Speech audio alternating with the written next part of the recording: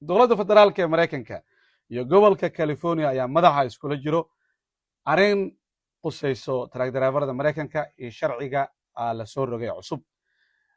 sharciga la soo rogay cusub taraag dareefarada oo ahaa waa inay af ingiriis ku hadlaan, hadda kabacdi english laga qaadaa, oo kabacdi ayaa license la siinaya taraag dareefarada, iyo dadka non citizenka ahayn lama siinayo license cusub.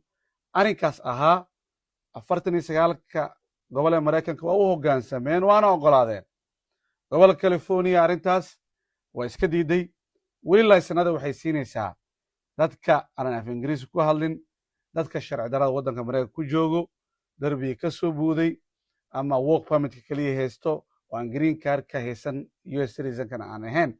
weli sidii operation BMV-geeda sida ayaa dadka sharciga u siinaysaa oo CDL-ka u siinaysaa.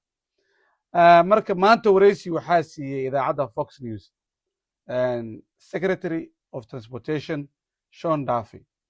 wasiirka marka wuu hanjabay, wuxuu yidhi California waa inay u hoggaansataa sharciga cusub ee dowladda federaalka ee wasaaradda transportationka ay samaysay. gobolada dhan waa u hoggaansameen oo yidhi laysanka ha joojiso qaldan ee bixinayso. dadka waa in imtixaan af ingiriis laga qaadaa cusub, hadday ku baasaan waa in la siiyaa. sidoo kale wuxuu yidhi dadka non citizenka ah lama siin karo license.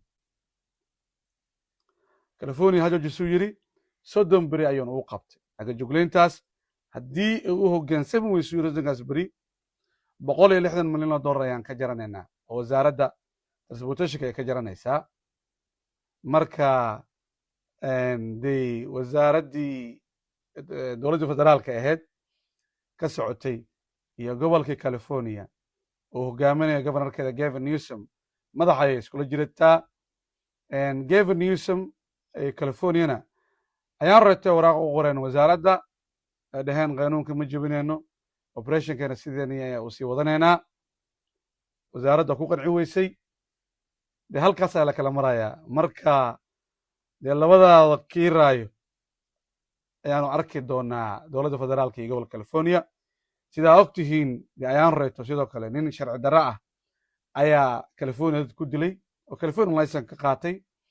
dad ayuu 4 qof u dilay, illegal alien ayuu ahaa, sharci ma haysan.